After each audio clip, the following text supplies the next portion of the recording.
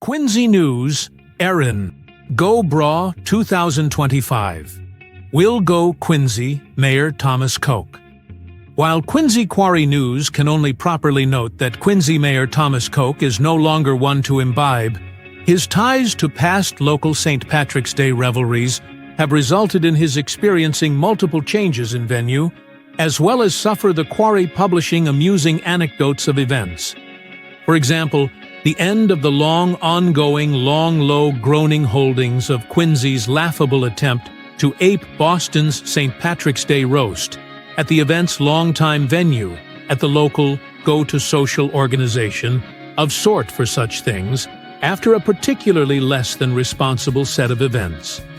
For example, the end of the long ongoing, low groaning holdings of Quincy's laughable attempt to ape Boston's St. Patrick's Day roast at the event's longtime venue at the local go-to-social organization of sort for such things after a particularly less than responsible set of events.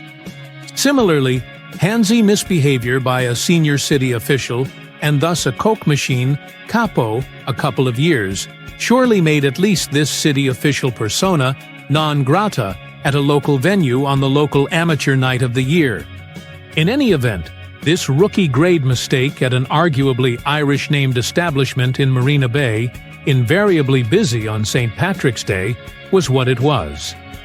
Also problematic, a more recent venue for Mayor Koch's St. Patrick's Day movable beast of corned beef and cabbage was the site of a recent shooting. In turn, such poses at least the potential for bad press, if not also bad juju, for a St. Patrick's Day return. Further problematic, this year's St. Patrick's Day yet again coincides with the Evacuation Day holiday as an official holiday in some eastern Massachusetts venues.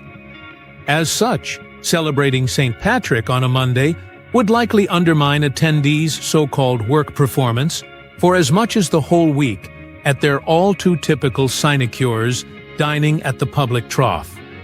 Conversely, opting for a Friday or a weekend celebration posed the need to have to assign quarry personnel to monitor various venues. Not that any of them would mind abusing their QuincyQuarry News expense accounts, casing local watering holes so as to endeavor to score the local news of the day. In any event, the quarry suspect that this year the annual bacchanal of corned beef and green beer will be relocating, even though at this post the options are pretty much down to the Fours, the Irish, and the Outpost as bingo fields for this year's revelries.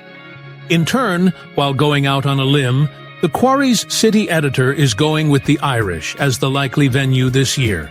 Reasons include that it is within an easy walk of the mayor's residence and, arguably more importantly, first up on the Irish's menu is plain chicken fingers, even though it would likely have to custom prepare and then cook the mayor's preference for skinless broiled chicken fingers.